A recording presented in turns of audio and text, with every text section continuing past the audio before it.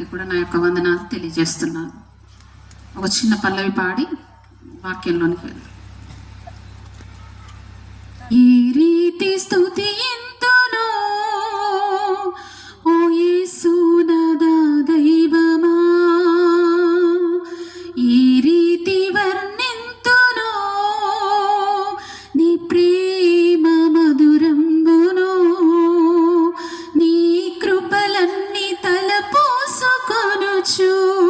నీ పాదాలు చేరనయ్యా, నీకు కృతజ్ఞతలు చెల్లింపమదిలో నా కన్నీళ్ళు మిగిలాయయ్యా. ఈ రీతి స్తుతి ఎంతనో ఓ యేసు నాదా దైవమా, ఈ రీతి వర్ణింతునో నీ ప్రేమ మధురంబును.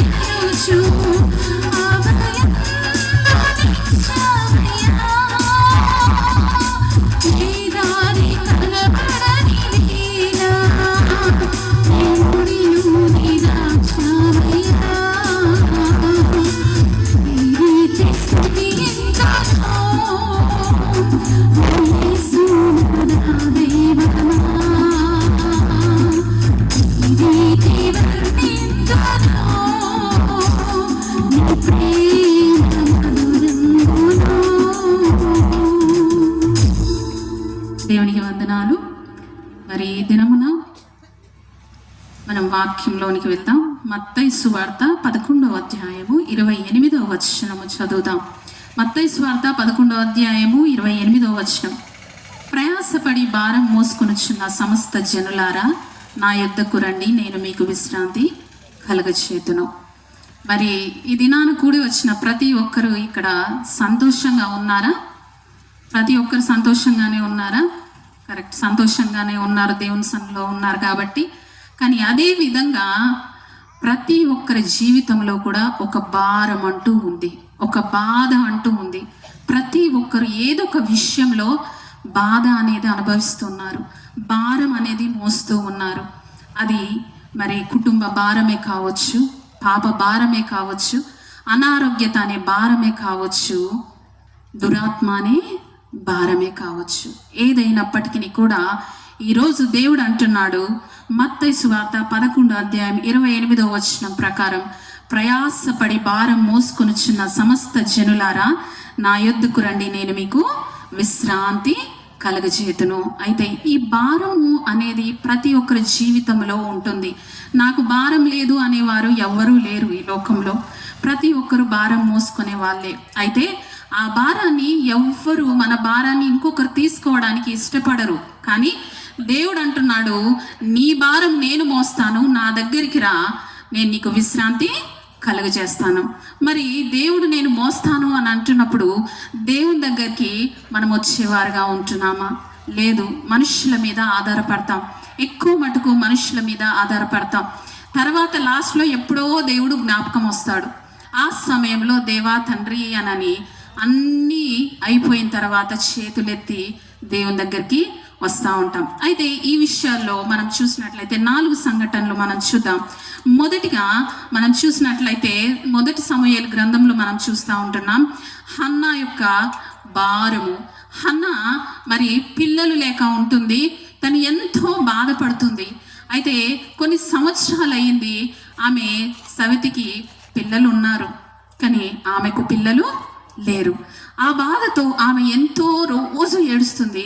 తిండి కూడా తినకుండా తిండి మానేసి ఏడుస్తూ ఉంది.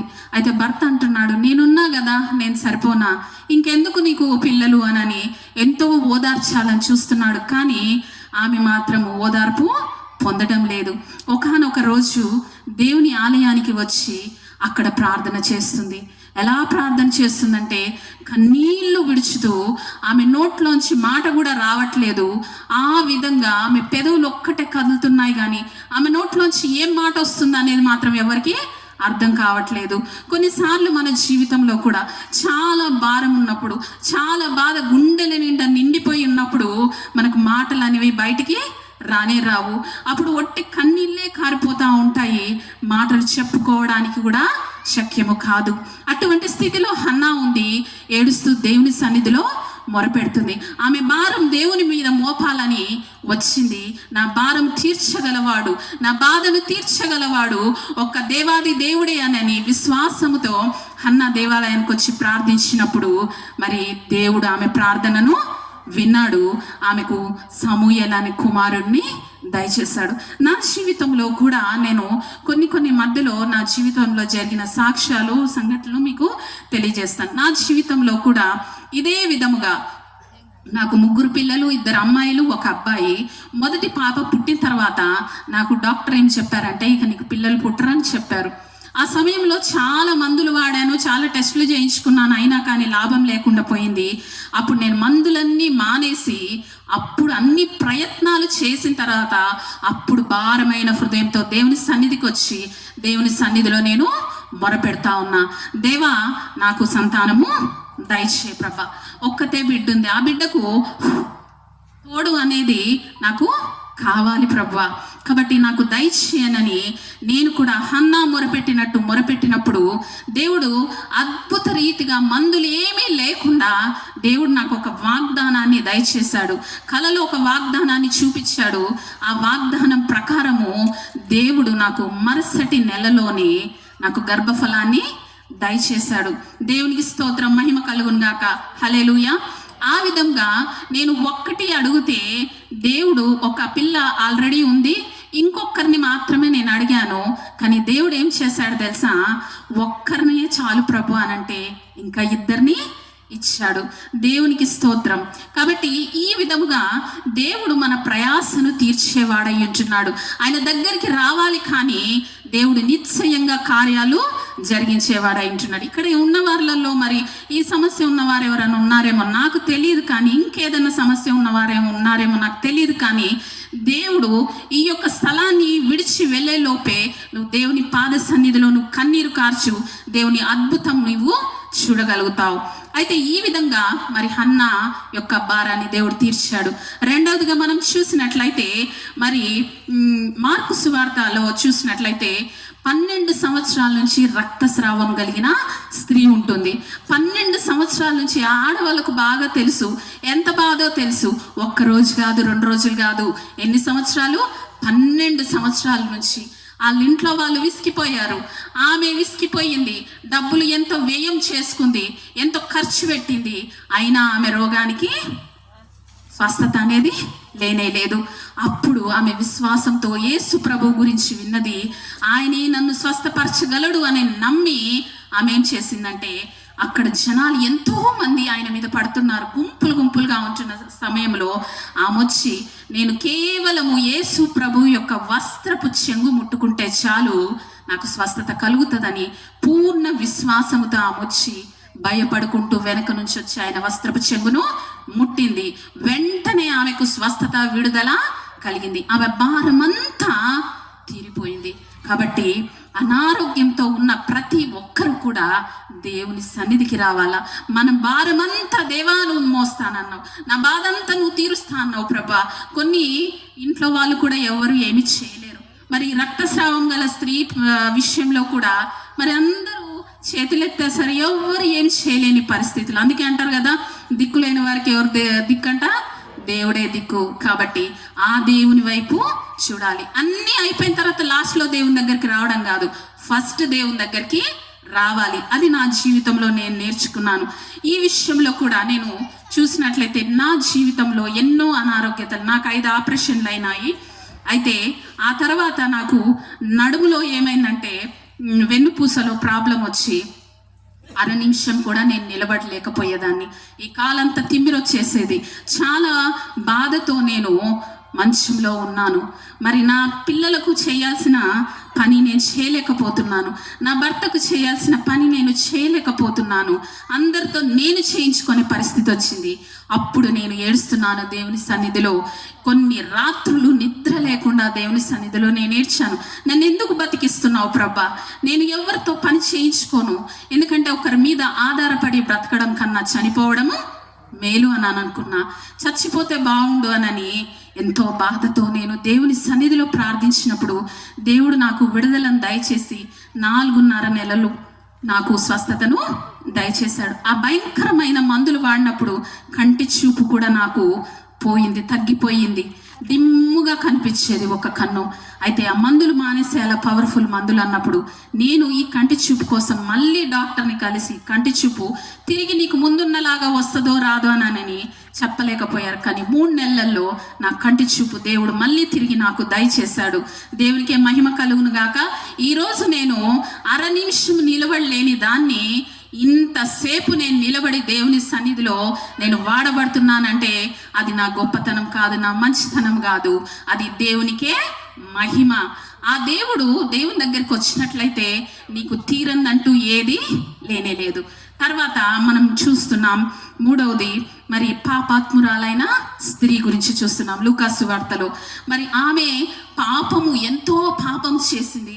అందరూ అసహించుకునేవారు. చూస్తేనే ఈమెంత చెడ్డది, ఈమెన్ని చెడ్డ పనులు చేసింది అని అసహించుకునేవాళ్ళు. అట్లాంటి ఆమె తెలుసుకుంది, యేసు ప్రభు దగ్గరికి వెళ్తే నా పాపాలు క్షమిస్తాడు.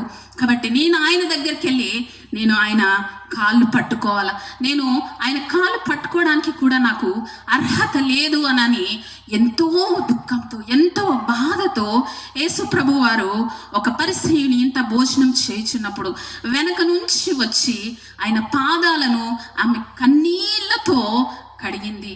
మామూలుగా నీళ్ళతో కడుగుతాం కదా, కానీ కన్నీళ్ళు ఎంత విలువైనవి. ఊరికేనే రావు కదా కన్నీళ్ళు. ఎంతో బాధ, ఎంతో దుఃఖం ఉంటే కన్నీళ్ళు వస్తాయి. అటువంటి కన్నీళ్లతో ఆమె కడిగిందంటే ఎంతగా పశ్చాత్తాపడి ఏడ్చిందో. మరి ఆ కన్నీళ్లతో కడిగి ఆ జుట్టుతోటి ఆమెకున్న తల వెంట్రుకలతోటి ఆయన పాదాలు తుడిచి ఆయన పాదాలు ముద్దు పెట్టుకుంటుంది యేసు ప్రభువు వారు. అయితే అక్కడ చూస్తే పరిసయ్యుడు అంటున్నాడు, ఈమె ఇట్లాంటిది కదా, ఏంది ఈయన ఇక్కడ రానిచ్చాడు, తెలుసు కదా ఆమె పాపాత్మురాలనని మనసులో అనుకుంటున్నప్పుడు ఆమె ఎంత పాపాత్మురాలైనా కానీ దేవుని సన్నిధికి వస్తే క్షమించబడతాయి. ఈరోజు నాకు తెలియదు, మన జీవితాల్లో అనారోగ్యత అనే సమస్య కొంతమందికి ఉండొచ్చు, ఉండకపోవచ్చు. కొంతమందికి సంతానాలేమి ఉండొచ్చు, ఉండకపోవచ్చు. కానీ పాపం అనే భారము మోస్తున్న వారు ప్రతి ఒక్కరూ ఈ లోకంలో ఉన్నవారే. కాబట్టి ఆ భారాన్ని నువ్వు తీర్చుకోవాలి. ఎందుకనంటే ఒక మాట చెప్తాను నేను. ఒక దొంగతనం చేశాడు అనుకోండి, దొంగతనం చేసి మెదలకుండా వచ్చి చప్పుడు కాకుండా ఇంట్లో ఉన్నాడు. ఇప్పుడు ఆ పక్కన ఎందుకో పోలీసులు వెళ్తా ఉన్నారు అనుకోండి, ఈయన గురించి కాదు, ఎందుకో వచ్చాట వెళ్తున్నప్పుడు ఈ మనిషికి ఏమనిపిస్తుంది, అమ్మో నా గురించే వచ్చాలేమో, నా విషయం తెలిసిపోయిందేమో, నేను దొంగతనం చేశానని తెలిసిపోయిందేమో, నన్ను అరెస్ట్ చేయడానికి వచ్చారేమో అని చస్తూ బ్రతుకుతున్న స్థితిలో ఉంటాడు. పాపము ఆ విధంగా పట్టుకుంటుంది, ఆఖరికి అది మరణానికి తీసుకొని వెళ్ళిపోతుంది. కానీ దేవునికి అది ఇష్టం లేదు, యేసు ప్రభు వారికి అది ఇష్టం లేదు. కాబట్టి నువ్వెంత పాపం చేసినా, ఎటువంటి దొంగవైనా, ఎటువంటి లోబివైనా, ఎటువంటి వ్యభిచారివైనా, ఎటువంటి హంతకుడివైనా, ఏదైనప్పటికీ నా దగ్గరకు వస్తే పశ్చాత్తాపముతో నేను నీ భారాన్నంతటిని నేను తీసివేసి నీకు నిర్మలమైన మనస్సును, మారు మనస్సును నీకు దయచేస్తాను, నీకు పరలోక రాజ్యాన్ని ఇస్తానని దేవుడు వాగ్దానము చేస్తాను. ఈ లోకంలో మనం చూసినట్లయితే కళ్ళకు కనిపించే పాపాలు ఎన్నో ఉన్నాయి కదా. మనం చూస్తేనే ఇది తప్పు, ఇది పాపము అని చెప్పగలుగుతాం. కానీ అంతరంగములో లోపల చేసే పాపాలు ఇంకా ఎన్నో ఉన్నాయి. అది ఎవరికి కనిపిస్తుంది? కోపము, అసూయ, ద్వేషము, పగ, కుళ్ళు, కుతంత్రము, ఈర్ష్య, ఇవన్నీ ఎన్నో ఉన్నాయి. మరి అలాంటివన్నీ కూడా మరి ఎవరు కనిపెట్టగలరు? నీవు బహిరంగంగా చేసే పాపానికి ఈ లోకంలో చట్టం ఉందేమో, మరి శిక్షించడానికి. కానీ నువ్వు అంతరంగములో నీ తలంపులతోటి నువ్వు చేస్తున్న పాపానికి శిక్ష వేసేది ఎవరు చూస్తున్నారు? దేవుడు చూస్తూ ఉన్నాడు. కాబట్టి దేవుని దగ్గరికి రావాలి. ఎందుకనంటే ఆ పాపముతో అలాగే ఉండిపోతే మనం ఎక్కడికి వెళ్తాము? నరకానికి వెళ్తాం. నరకానికి వెళ్ళడం యేసు ప్రభు వారికి ఏ మాత్రము ఇష్టము లేదు.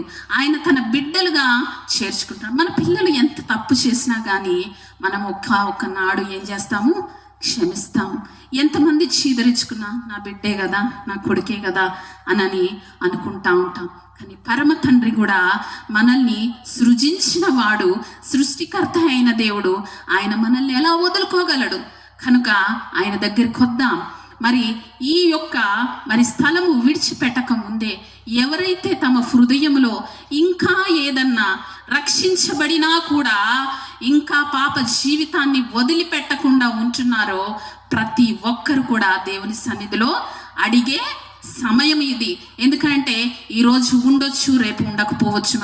మన జీవితానికి గ్యారంటీ అనేది లేనే లేదు. చెప్పగలమా? రేపు పొద్దున్నే నేను లేస్తానని చెప్పేవాళ్ళు ఎంతమంది ఉన్నారు? పడుకొని ఎవ్వరూ లేరు కదా. కాబట్టి మన జీవితానికి గ్యారంటీ లేదు. కనుక జ్ఞాపకం చేసుకోండి, ఈ దినమే రక్షణ దినం, ఈ దినమే అనుకూల సమయం గనక, ఇదే రక్షణ దినం గనక దేవా నన్ను క్షమించు ప్రభా, ఈ పాప భారాన్ని నేను మోయలేకపోతున్నా. నా హృదయంలో ఒక్కటే దేవా నాయన, ఎంత ఆ భారాన్ని నేను భరించలేకపోతున్నాను అని అంటే ఆ భారాన్ని దేవుడు ఒక్కడే తీసివేయగలడు. మనశ్శాంతి ఉండదు. పాపము చేస్తున్న వారికి నెమ్మది ఉండదు, శాంతి ఉండదు, సమాధానం ఉండదు వారి జీవితంలో. కాబట్టి నీవు దేవుని దగ్గరికి వస్తే శాంతి ప్రదాత అయిన దేవుడు నిశ్చయముగా ఆయన నీకు శాంతిని అనుగ్రహించే దేవుడు అయించున్నాడు. నా జీవితంలో కూడా నేను దేవుని నమ్ముకోక ముందు నేను ఎలా జీవించానంటే సినిమాల పిచ్చి బాగా ఉండేది. అది కొత్తదే కానీ పాతదే కానీ ఏదైనా కానీ టీవీలో ఏదొస్తే ఉదయం మొదలుకొని సాయంత్రం వరకు ఎన్ని సినిమాలైనా చూడాలి, అంతగా సినిమాల పిచ్చి ఉండేది. ఇప్పుడు ఏ నోటితో నేను దేవుని పాటలు పాడుతున్నానో ఒకప్పుడు నేను సినిమా పాటలు బాగా పాడేదాన్ని. మా ఫ్రెండ్స్ నాతో పాడించుకునేవాళ్ళు. ఆ విధంగా ఉన్న నేను మరి దేవుడు నన్ను ఎంతగా మలిచి తనకి ఇష్టమైన పాత్రగా ఆయన మలుచుకున్నాడు. మరి ఇస్తావా నీ జీవితాన్ని దేవుని కొరకు అంకితం చేస్తావా? అయ్యా నేను బ్రతుకుటైతే క్రీస్తు కొరకే, చావైతే లాభము. నేను బ్రతికితే క్రీస్తు కొరకే, ఆ తీర్మానంతో మనం ఉండాలి. నేను బ్రతుకుతే దేవుని కోసమే నేను బ్రతుకుతా. నేను బ్రతుకుతే ఖచ్చితంగా నేను దేవుని పోలికలోనే నేను జీవిస్తాను. కానీ నేను ఇంకెప్పటికీ కూడా వదిలిపెట్టిన పాపాన్ని నేను మళ్ళీ తిరిగి నేను చెయ్యననే తీర్మానం చేసుకోవాలి. అయితే నేను సినిమాలు వదలలేకపోయాను, అయితే రక్షణ పొందాను 16వ ఏటనే, కానీ అన్నీ విడిచిపెట్టాను. కానీ సినిమాల వీక్నెస్ మాత్రము పోలేదు. సినిమాలు, సీరియళ్ళు ఎంత టెన్షన్గా ఉండేదో సీరియల్ అయితే, రేపు ఏమొస్తుందా అని. అట్లాంటిది నాకు తెలుసు, నా లోపల నాకు దేవుడు గద్దిస్తున్నాడు, ఇది కూడా తప్పు అని. ఆ సమయంలో నేను దేవుని దగ్గర కడే వచ్చి అడిగాను, దేవా మరి నాకు ఈ యొక్క బలహీనత ఉంది, ఇది నేను అధిగమించలేకపోతున్నాను ప్రభా, నీవు నన్ను స్వాధీనము పరుచుకొని నీవు నాకు ఈ బలహీనతను తీసివేసి నన్ను బలంగా మార్చు ప్రభా, ఆత్మీయతలో నేను బలం పొందుకొని సహాయము దయచేయనని దేవుడు నీ ప్రార్థించినప్పుడు దేవుడు నాకు ఆ బలాన్ని ఇచ్చాడు. ఇంకెప్పటికీ నాకు సినిమాలు, సీరియళ్ళు, నాకు టీవీ పెద్దగా చూడాలని కూడా నాకు ఏ ఇంట్రెస్టు లేదు. వాటి మీద అసహ్యాన్ని దేవుడు కలగజేస్తాడు. ఈరోజు నీ జీవితంలో ఏ బలహీనత ఉందో, ప్రతి ఒక్కరు ఒక్కొక్క బలహీనత కలిగిన వారే. ఎవరు పర్ఫెక్ట్ అని చెప్పుకోవడానికి ఎవ్వరము లేనేలేము. ఈరోజు అడుగు, దేవా నాకు ఈ బలహీనత ఉంది ప్రభా, దీన్ని విడిచిపెట్టలేకపోతున్నాను ప్రభా, దయతో ప్రభా నా ప్రాణాత్మ శరీరాలన్నీ సన్నిధిలో సమర్పించుకుంటున్నాను. నీవే నా మీద అధికారం కలిగిన వాడవు, నన్ను నీ స్వాధీనంలో ఉంచుకొని ప్రభా ఈ బలహీనతలను జయించే శక్తిని నాకు దయచేయనని అడగాలని మరి ప్రతి ఒక్కరికి మనవి చేస్తున్నాను. ఇది మంచి సమయం, ఈ సమయాన్ని పోగొట్టుకోవద్దు. అదేవిధంగా మరి సుంకరి కూడా ఆయన పాప భారంతో, పశ్చాత్తాపంతో దేవుని సన్నిధిలోకి వచ్చి ఒకే ఒక మాట అన్నాడు. కన్నులు పైకెత్తి చూచుటకు కూడా ధైర్యము చాలక ఏమంటున్నాడు, దేవా నేను పాపిని అంటున్నాడు. ఆ ఒక్క మాట, నువ్వు ఇంత పెద్ద ప్రార్థన చేయాల్సిన అవసరం లేదు, నువ్వు చేసిన పాపాలు ఎవరికి చెప్పుకోవాల్సిన అవసరం లేదు. నీ పరలోకమందున్న నీ తండ్రికి చెప్తే ఆయన ఎవరికి చెప్పేవాడు కాదు. చుట్టుపక్కల వారికి ఎవరికైనా చెప్పామనుకో, నీతో బాగున్నంతసేపు అవునా అయ్యో అది ఇది అని అంటారు. కొంచెం వాళ్ళకు నీకేమైనా తేడా వచ్చినాకో వీళ్ళు పోయి వాళ్ళకి చెప్తారు, ఆమె అట్లాంటిదంట, ఈయన ఇట్లాంటోడంట. అవునా కాదా? కానీ దేవుని దగ్గర చెప్తే ఆ పాపాన్ని నువ్వు విడిచిపెట్టేసినాక ఆయన క్షమించిన తర్వాత ఇక ఎన్నటికీ మరి జ్ఞాపకము చేసుకోడు. మనుషులమైతే మనం ఏం చేస్తాము, మర్చిపోయినా కానీ మళ్ళీ ఏదైనా గొడవ వచ్చినప్పుడు అప్పుడు అట్లా చేయలేదా నువ్వు, నాకు తెలియదా నువ్వు ముందెట్లున్నావో అని మునుపటి సంగతులన్నీ కూడా ఎత్తుకొని తీసుకొస్తాం. కానీ దేవుడు అలా చేసేవాడు కానే కాదు. కాబట్టి దేవుని దగ్గరికి వద్దాం, అడుగుదాం. మరి సుంకరి అడిగినట్టు పశ్చాత్తాపంతో, దేవా నేను పాపిని ప్రభువానని దేవుని సన్నిధిలో ఒప్పుకున్నట్లయితే దేవుడు క్షమిస్తాడు. చివరిగా గెరాసీనీయుల దేశంలో ఒక దయ్యములతోటి మరి బంధించబడి ఉన్న ఒక యువకుడిని మనం చూస్తూ ఉన్నాం. పాపం ఎంతమంది వచ్చి ఆయనను సంఖ్యలతో బంధించిన ఆయనలో ఎన్నో దురాత్మలు ఉంటున్నాయి. ఆయన ఎవ్వరు కూడా కంట్రోలు చేయలేకపోతున్నారు. బట్టలు ఏం లేవు, మరి ఇల్లు మర్చిపోయాడు, సొంత వాళ్ళను మర్చిపోయాడు, సమాధులలో తిరగడము మొదలుపెట్టి ఉంటున్నాడు. ఆ సమయంలో యేసు ప్రభు వారు చూసి ఆయన ఆ యొక్క దురాత్మను గద్దించినప్పుడు, ఆ దురాత్మను విడిచి వెళ్ళమన్నప్పుడు విడిచి వెళ్ళిపోయినాక ఆయన మంచిగా మారాడు. ఆయన భారమంతయు కూడా వెళ్ళిపోయి ఉంటుంది. ఇప్పుడు చక్కగా మరి బట్టలు కట్టుకొని ఆయన ఊరికి వెళ్ళి ఉంటున్నాడు. చూసారా, మరి ఏ దురాత్మ నిన్ను ఏ విషయంలో ప్రేరేపిస్తుందో, ఏ పాపం కొరకు పరుగులెత్తాలని బంధించేసిందో, అది ఫస్ట్ ఎట్లా ఉంటుందంటే చిన్న పాపమే అన్నట్టు ఉంటుంది. చిన్న సిల్లి థింగే కదా, ఏముంది, చిన్న అబద్ధమే కదా, ఏం కాదులే అని అంటే, అది ఒక్కసారి చిన్నది అని ఎంటర్ అయ్యింది అనుకోండి, అది మొత్తము సైతానుని హృదయాన్నంతా ఆక్రమించుకునే వరకు వదిలిపెట్టాడు. అంత మాత్రమే కాదు, ఇంకా ఏం చేస్తాడంటే నీతో చేయాల్సిన పాపాలన్నీ చేపించేసి నీ కళ్ళు మూపిచ్చేస్తాడు. పక్కన వాళ్ళకి తెలుస్తుంది నువ్వేం చేస్తున్నావో, కానీ మనమే తెలుసుకోలేము. కళ్ళు మూసుకుపోయిన స్థితిలో ఉంటాం. ఆ సమయంలో నువ్వు కూరకపోయిన సమయంలో అది మళ్ళీ నీకు కళ్ళు తెరిపిస్తుంది. అప్పుడు అందరూ నిన్ను అసహ్యించుకుంటుంటే, అందరూ నీకు దూరం అయిపోతుంటే, ఆ బాధను భరించలేక నేను ఎందుకు బతుకుతున్నానా, చచ్చిపోతే బాగుండని ఆత్మహత్య చేసుకునే వాళ్ళు కూడా ఎంతోమంది ఉన్నారు. కాబట్టి అటువంటి మరి ఒక స్థానాన్ని, అవకాశాన్ని మనం సైతానుకు ఇవ్వద్దు అంటే నీ హృదయంలో ఎవరు ఉండాలి? యేసయ్య ఉండాలి. అడుగుదామా మరి ఈరోజు, అయ్యా నేను ఈ భారంతో వచ్చాను ప్రభా, నువ్వే భారంతో వచ్చావో నాకు తెలియదు, కానీ నీ భారము యెహోవా మీద మోపుము, ఆయనే నిన్ను ఆదుకొనును. భారభరితమైన ఆత్మకు ప్రతిగా నీకు ఉల్లాస వస్త్రాన్ని అనుగ్రహిస్తానని వాగ్దానం చేసిన దేవుడు నమ్మకమైన దేవుడు. కాబట్టి ఆయన మాట తప్పని దేవుడు. భూమి ఆకాశాలన్నా గతించిపోతాయి, కానీ ఆయన మాటలు ఎప్పటికీ గతించవు. కనుక ఆయన సన్నిధిలో ఈ రోజే అనుకూల సమయము. అడుగుదాం, దేవా నేను ఏ విషయంలో భారంతో కలిగి ఉన్నాను ప్రభా, నా భారాన్ని తీర్చు అని అడుగుదాం. మరి దేవుడు మనల్నందరినీ కూడా ఈ విధంగా సమకూర్చి ఈ వాక్యాన్ని దేవుడు అందించినందుకు దేవునికి స్తోత్రాలు చెల్లిద్దాం. అదేవిధంగా అవకాశం ఇచ్చిన మరి అయ్యగారికి మరి అందరికీ కూడా నా యొక్క వందనాలు తెలియజేస్తున్నాను. ఈ కొద్ది వాక్యాన్ని దేవుడు దీవించునుగాక. ఆమేన్.